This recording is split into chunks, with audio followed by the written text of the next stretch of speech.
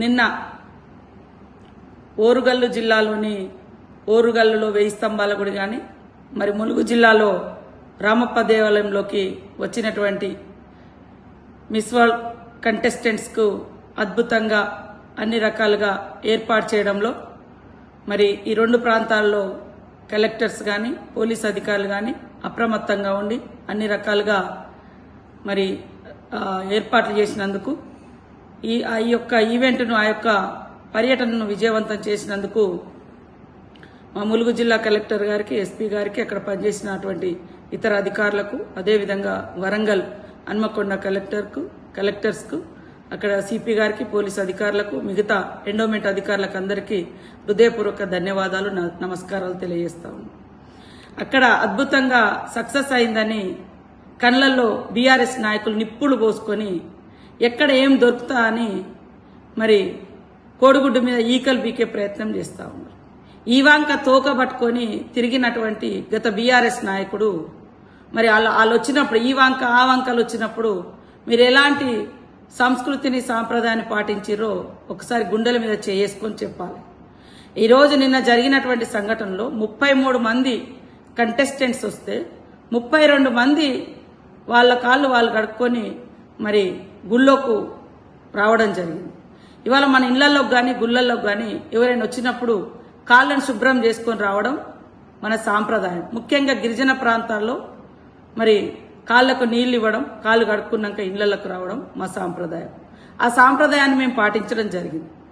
అందులో ఒక్క అమ్మాయి ఎవరో ఆమె ఈవెంట్ మేనేజ్మెంట్ నుంచి వచ్చినటువంటి ఒక అమ్మాయి కాళ్లకు నీళ్లు పోసి ఏదో చేస్తే అది తెలంగాణ ప్రభుత్వమే చేసిందని మొత్తం ప్రభుత్వాన్ని నిస్సిగ్గుగా అబద్దాలను వాడుకుంటా ఉన్నారు. అక్కడ ప్రభుత్వము వాళ్ళ కాళ్లకు నీళ్లు ఇవ్వడము, కాళ్ళు కడుక్కున్నాక తుడుచుకొని రావడం. ఎందుకంటే అదంతా టెంపుల్ ప్రెమిసెస్ కాబట్టి మరి అంత 33 మంది బయట కాళ్ళు కడుక్కుంటే నీళ్లు వరదై పారుతాయని ఎవరి ప్లేట్ వాళ్లకు, ఎవరి చెంబు వాళ్లకు, ఎవరి టవల్ వాళ్ళకి ఇవ్వడం జరిగింది. అందరూ ప్రేక్షకులకు అందరికీ, తెలంగాణ సమాజానికి అందరికీ చెప్తున్నారు, తెలంగాణ ప్రభుత్వం కాళ్ళు కడిగిస్తే 33 మంది కడిగియాలి కదా. ఒక్క అమ్మాయి ఏదో ఈవెంట్ మేనేజ్మెంట్ నుంచి వచ్చిన అమ్మాయి ఆమె స్వతహాగా ఆ చెంబుతో నీళ్లు పోయడమో ఇంకోటి ఏదో చేస్తే అది ప్రభుత్వం మీద అంటగట్టడం సిగ్గనిపించట్లే మీకు? ఈరోజు మీరు ఈ వంక తోకలు పట్టుకున్నప్పుడు గాని, మీ కవితమ్మ కాళ్ల కాడ కలెక్టర్ను కూర్చోబెట్టుకున్నప్పుడు గాని, మీ కేసీఆర్ గారు కలెక్టర్లతో కాళ్లు మొక్కించుకోవడం గాని, అదే కదా మీ దురహంకారము.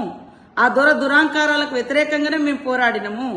ఈ తెలంగాణ పోరాటం చేసింది ఆ దురహంకారం.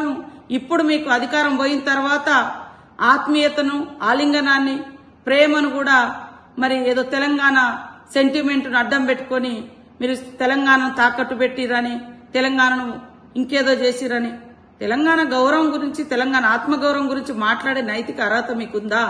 తెలంగాణ పేరెత్తే నైతిక అర్హత మీకుందా? తెలంగాణ పార్టీ పేరే మీ అధికారం కోసం దేశవ్యాప్తంగా మీ అధికారాన్ని విస్తరింపజేయాలనే మరి లక్ష్యంతో తెలంగాణ పేరే లేకుండా మీ పార్టీలో తీసేసుకున్న గనులు మీరు. దానికి తోడు ఈ మధ్యకాలంలో మరీ సబితా ఇంద్రారెడ్డి గారు మా ములుగు మీద పచ్చి అబద్దాలకు అంబాసిడర్ గా మారింది.